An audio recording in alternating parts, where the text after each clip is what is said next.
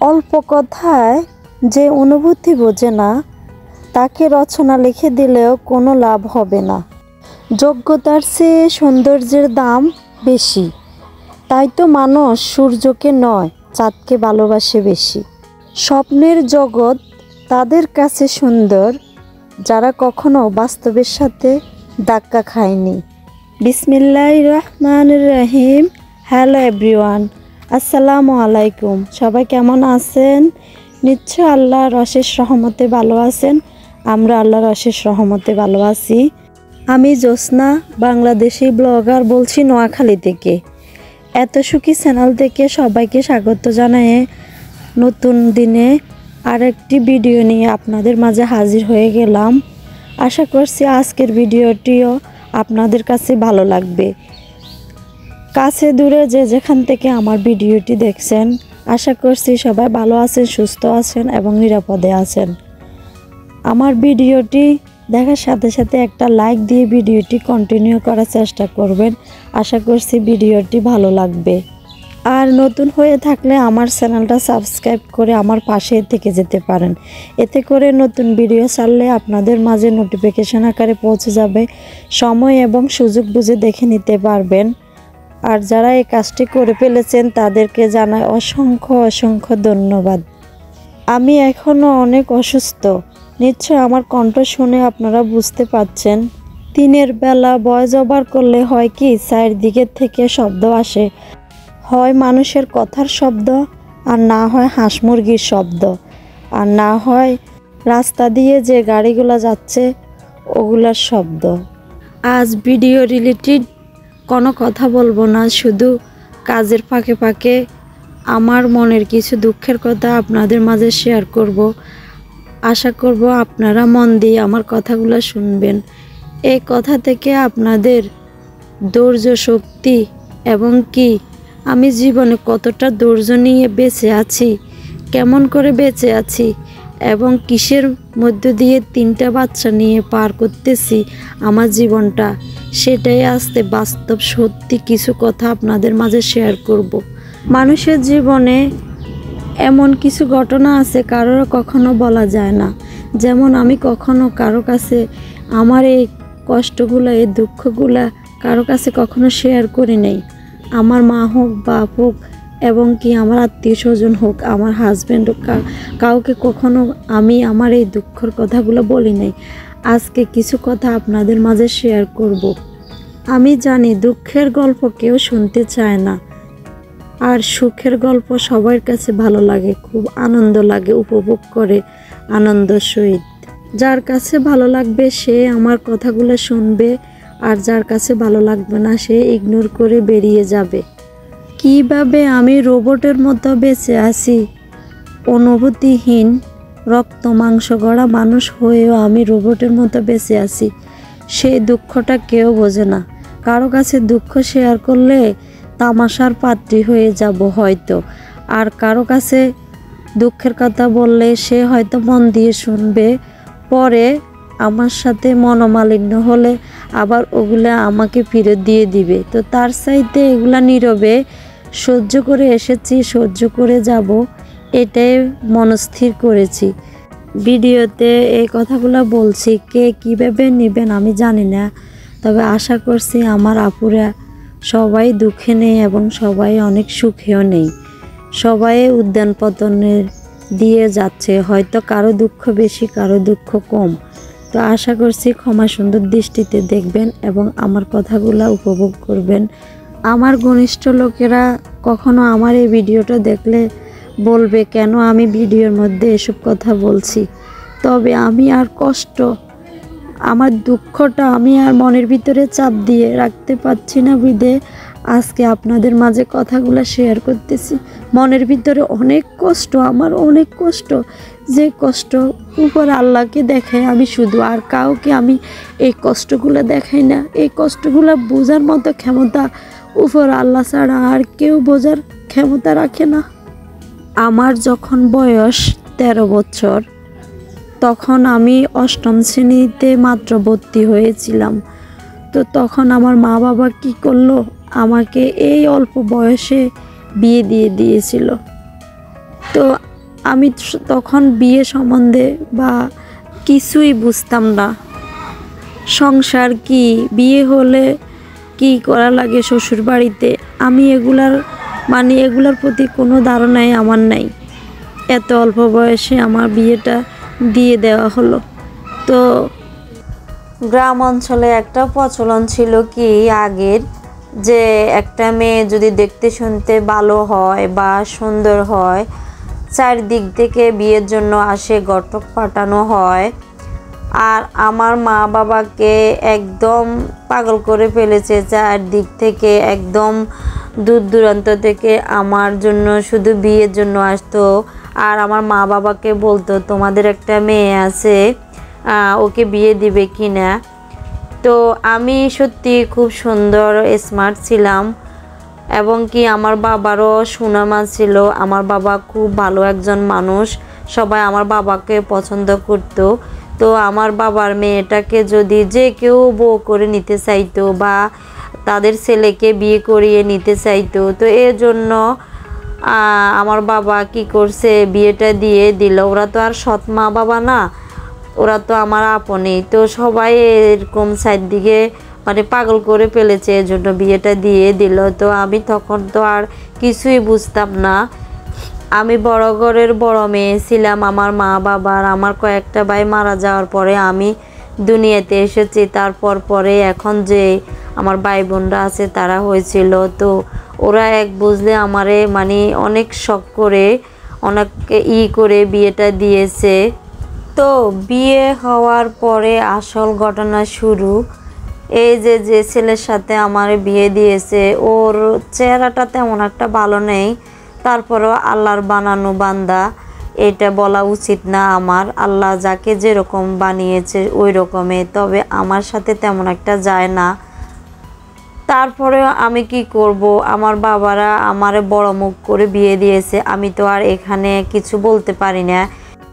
আচ্ছা, চেহারা ভালো কি খারাপ সেটা তো আমি মেনে নিলাম।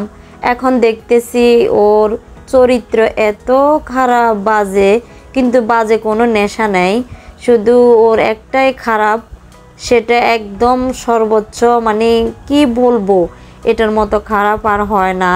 ও আমার আগেও, বিয়ের আগেও ও অনেক খারাপই ছিল। তো কেউ আমাদেরকে জানানো হয় নাই, মানে বিয়ের পরে আমরা জানতে পারলাম, আগে কেউ জানায় নাই আমাদের।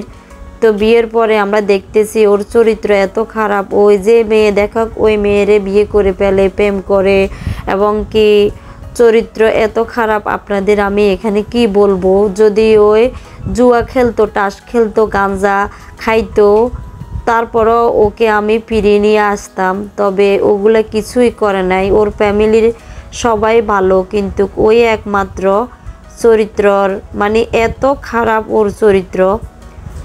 আমাকে বিয়ে করার আগে ও একটা বিয়ে করেছে, সেটাও ওরা আমাদের বলে নাই। তারপর আমার বিয়ের পরে ও যে জায়গায় যাবে ও জায়গায় একটা না একটা খারাপ কাজ করবে একটা মেয়ে নিয়ে। তো এগুলো তো আর বরদাস্ত করা যায় না। ওর মা বাবা কী করলো, বলছে যে ওই আবিয়াতি থাকতে যে এরকম ছিল, দেখি বিয়ে দিয়ে দিয়ে কি হয়, দেখি ভালো হয়ে তো যেতে পারে। হয় নাই ভালো, পরে আলাদা করে দিয়েছে, তবু হয় নাই ভালো। তারপর সবাই বলছে কি বাচ্চা কাচ্চা নিলে ভালো হয়ে যাবে। তো আমার ছেলে হয়েছিল, ভালো হয় নাই, তারপর মেয়ে হয়েছে, একই অবস্থা। এরপরে নানান দিক থেকে নানান শুধু ওর নামে বদনামে আসতেছে, আর আমরা তো নিজ চোখে দেখতেছি।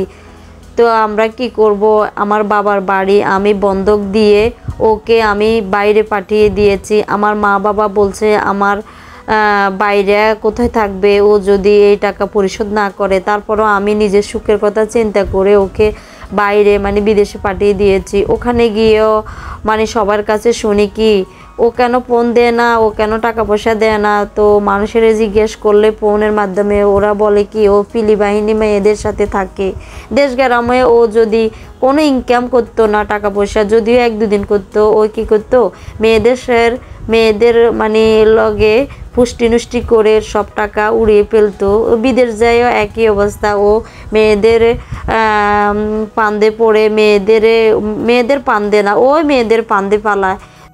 ও কখনো দেশ গ্রামে থাকতে আমার ছেলে মেয়েদের কোলে নিত না, ফিরেও তাকাতো না, আদর করতো না। ওর মন তো এক জায়গায় আসক্ত থাকতো মেয়েদের উপর, আমার প্রতিও মন ছিল না। আমি এত সুন্দর একটা মেয়ে ওর কাছে ভালো লাগতো না, ওর কাছে বাইরের মেয়েগুলো খুব ভালো লাগতো। তো আমি আর কত জ্বালা সহ্য করব। আমি দিন থাকতে পথ ধরেছি, আমার মা বাবা ওদের কাছ থেকে নিয়ে গেছে আমার ছেলে মেয়েদের নিয়ে। ওরাই বলছে আপনাদের মেয়েটার জীবনটা আমরা শেষ করে দিয়েছি, আমরা আগে যদি বলতাম তাহলে ভালোই হইতো।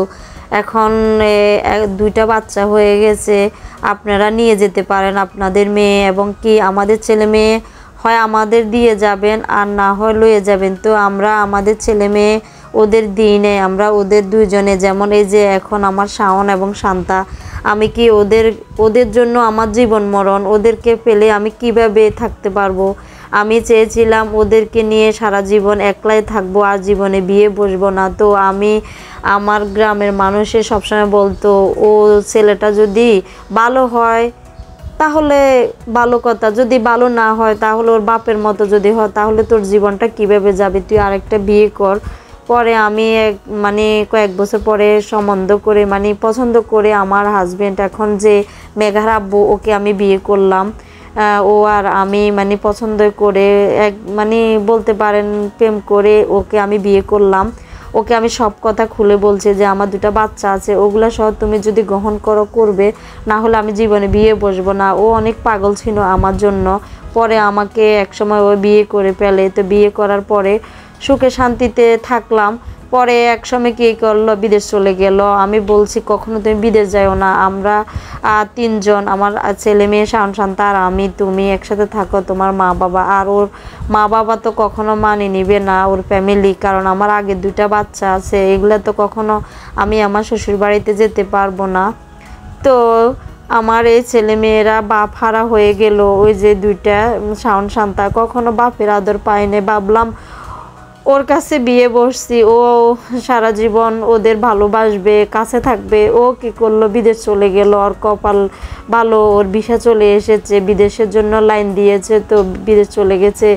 ও যে খারাপ তা বলবো না, ওর মতো ভালো আর দ্বিতীয় একটা হয় না। আলহামদুলিল্লাহ সুখে আছি। আমি আর্থিক দিক দিয়ে খুব হ্যাপি, সুখী, কিন্তু মনের দিক দিয়ে আমি ভালো নেই। আমি খুব আমার মনটা এত খারাপ। আমাদের কথা চিন্তা করে আমাদের বাড়িঘর করে দেবে, আমাদের সুখে রাখবে, এই কথা চিন্তা করে ওই বিদেশে চলে গেছে।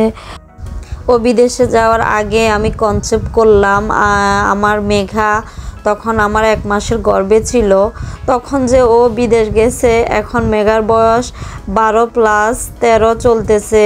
জীবনে আমি বাচ্চা নিতে চাইনি, কারণ ও যদি আমার ছেলে মেয়েদের না ভালোবাসে, তো এই কথা চিন্তা করে আমি বাচ্চা নিতে চাইনি। তবে সবাই বলা বলি করছে তোকে ও কি রাখবে কি না, ওর মন খারাপ হয়ে যাবে, একটা বাচ্চা নেই। তো এই কারণে মেঘাকে আমি নিলাম। তো সময়ের সাথে সাথে আমার ছেলে এক সময় বড় সড়ো একটা অ্যাক্সিডেন্ট হয়ে গেল। তো ওর জন্য অনেক বড় একটা অ্যামাউন্টের টাকা খরচ হয়ে গেছে আমাদের। না হয় ওই টাকা দিয়ে একটা বাড়ি এবং একটা ঘর করতে পারতাম। ওই অ্যামাউন্টের একটা টাকা খরচ হয়ে গেছে আমাদের। আর এগুলো সব আমার হাজবেন্ড মেঘার আব্বু চালিয়েছে। আর আমার বড় মেয়ে, আর ওর বয়স এখনো 17 চলতেছে। ও এখনো বিজ্ঞান বিভাগ থেকে এবার ইন্টার ফাইনাল পরীক্ষা দিয়েছে। সব খরচ, ওষুধ দাওয়াই, তারপরে যে খানা খরচ, জামা কাপড়, থাকা খাওয়া, এভরিথিং আমার হাজবেন্ডে চালাচ্ছে। তবে ভালোবাসা, ওই যে বাবার ভালোবাসা, বাবার স্পর্শ, বাবা একটা কোলে নেওয়া, ওইটা থেকে ওরা তিনজনে বঞ্চিত। কখনো তিনজনে ওদের বাবার ভালোবাসা কি পায় নাই। দুইজনে তো আগেই কপাল পড়া, ওরা পায় নাই। শেষমেশ এই যে মেঘা, ও কখনো ওর বাবা আজকে 14 বছর যাবৎ বাড়িতে আসে না। ও ওখান থেকে শুধু টাকা পাঠায় আর ফোনে কথাবার্তা বলে। আমি বারবার বলি তুমি চলে আসো, আমাদের এত টাকা পয়সার দরকার নেই। ও বলে তোমরা কিভাবে থাকবে, কিভাবে চলবে। এখন পর্যন্ত একটা বাড়ি করতে পারলাম না, যদিও বাড়িতে একটা ও ঘর করেছে, জায়গা কিনেছে, কিন্তু আমাদের জন্য এখনো কিনা হয় না। এই জন্য ও আসতে চায় না, আমাদের কথা অনেক চিন্তা করে আর আমার ছেলে মেয়েদের অনেক খেয়াল রাখে আমারও। তবে সব মেয়েরাই চায় কি তার স্বামীকে নিয়ে কাছে থাকবে, ভালোবাসবে। আমি আগের স্বামীরও ভালোবাসা পাই নাই, এখনকার যে ভালোবাসা পাচ্ছি তাও দূর থেকে। আমারও মন চায় আমার স্বামী আমার কাছে থাকুক, আমি ওকে মন ভরে দেখি, কিন্তু আমার ছেলে মেয়েও ওরা বাবাকে মন ভরে দেখবে, কাছে থাকবে, কিন্তু কপাল আমার এরকম। আমি ধৈর্য ধরে কিভাবে রোবটের মতো পড়ে আছি জানেন? আমার এই কথাটা যদি আপনারা মেনে চলেন, এতটা ধৈর্য আমার কোথা থেকে আসে? আমি ফজরের নামাজ পড়ে সব সময় আমি কোরআন তেলাওয়াত করি, 5 ওয়াক্ত নামাজ পড়তে চেষ্টা করি। কোরআনের ভিতরে যে সূরাগুলো আছে, সূরা ওয়াকিয়া, সূরা ইয়াসিন, আর রহমান, সূরা হাসর, আরও বিভিন্ন সূরার মাধ্যমে আমি পড়ে থাকি। আমি অনেক ফজিলত পেয়েছি। আমি চাই সবসময় আমার হাজব্যান্ড চলে আসুক, আর হাজব্যান্ড চেষ্টা করে কি ওখানে থাকার জন্য, কারণ আমাদের কোনো একটা হাল করা ছাড়া ও বাড়িতে আসলে কি খাবো কি করব এই চিন্তা করে ও আসে না। আর আমি আমার স্বামীটাকে এত বছর, আপনারাই বলেন, এত বছর যদি স্বামীকে কাছে না পায় তাহলে কিভাবে থাকা যায়? আমার ছেলে মেয়েরা, মেঘা শুধু ফোনের মাধ্যমে ওর বাবাকে দেখছে, শুধু বলছি এটাই তোমার বাবা, এটাই, আর কিচ্ছু না। আমি আর ছেলে মেয়েদের বুকে নিয়ে আমাদের দুনিয়াতে কেউ নেই, শুধু আল্লাহ, তারপরে আমার স্বামী। তো ও তো আমাদের কাছে নাই। আমি 3টা বাচ্চা লয়ে কিভাবে বাসা বাড়িতে আজকে কতটা বছর, এক বুঝলে আমি প্রায় 15 থেকে 20 বছরের মতোই আমি এভাবে বাসা বাড়াতে পড়ে আছি। আমার দুঃখটা আপনারা একটু বুঝতে চেষ্টা করবেন, আপনারা দয়া করে খারাপ ভাববেন না। আপনারা, আমি কি ধৈর্য ধরেছি, আপনারা যদি আমার এক এক দিনের কথা শুনতেন তাহলে আপনারা বুঝতে পারতেন আমি কি ধরনের ধৈর্য ধারণ করে পড়ে আছি। 3টা বাচ্চা বুকে নিয়ে, স্বামীহারা আমার ছেলে মেয়েরা বাবার আদর কখনো পায় নাই। 3টায় আমি ওদের মা, আমি ওদের বাবা, ওই হিসাবে ওদের বুকে নিয়ে পড়ে আছি। তাছাড়া আমাদের আপনজন বলতে কেউ নেই। আমার মা বাবা আছে, থাকলে ওরা তো ওদের বাড়িতে, সময় সময়ে ওদের স্কুল বন্ধ হলে 1-2 দিন যাই থেকে আসি, এই তাছাড়া আর কিছু না। আমার বাইরেও তো বাইরে থাকে, বিদেশে থাকে। সরি, আমি খুব আবেগী হয়ে উঠেছি, যার দুঃখ সে বোঝে। আপনারা দয়া করে খারাপ ভাববেন না, আপনারা ধৈর্য ধারণ করেন। আমি ধৈর্য ধারণ করেছি, কারণ এটার ফল হয়তো শেষ পর্যন্ত আমি ভালোই পাবো, কারণ ধৈর্যের ফল সবসময় মিষ্টিয়ে থাকে। যে গাছের ফল মিষ্টি ওই গাছে কাঁটা থাকে বেশি। আমি আল্লাহর উপরে একিন করে পড়ে আছি, আল্লাহ হয়তো আমার শেষটা ভালোই করবে। আমার ছেলে মেয়ের জন্য দোয়া করবেন, আমার জন্য দোয়া করবেন, আমি যেন ধৈর্য ধারণ করে শেষ পর্যন্ত থাকতে পারি। আর আমার চ্যানেলটা সাবস্ক্রাইব করবেন, করে আমার পাশে থাকবেন। দয়া করে আমাকে খারাপ ভাববেন না আপনারা। আমি পরিস্থিতি শিকার, আজকে আপনাদের মাঝে কথাগুলো শেয়ার করে আমার মনটা একটু হালকা হয়েছে, এজন্য কথাগুলো বললাম। আমি বর্তমানে খুব সুখী একজন মানুষ, আলহামদুলিল্লাহ, আলহামদুলিল্লাহ। এটার উপরে আর কোনো সুখ থাকতে পারে না। একসময় হয়তো আমার সবই হবে। আমি যেহেতু ধৈর্য ধারণ করে আল্লাহর উপরে পড়ে আছি। আমার বয়স 13 বছর থেকে আজ পর্যন্ত আমি কত যুদ্ধ করে ছেলে মেয়েদের নিয়ে বেঁচে আছি আল্লাহর উপরে ধৈর্য ধারণ করে। সেগুলো কি আমার 15 মিনিট বা 20 মিনিটের ভিডিওতে সব কথা কি শেষ হয়ে যায় না। তো সবাই ভালো দৃষ্টিতে দেখবেন, ভালো থাকবেন, সুস্থ থাকবেন। আসসালামু আলাইকুম, আল্লাহ হাফেজ।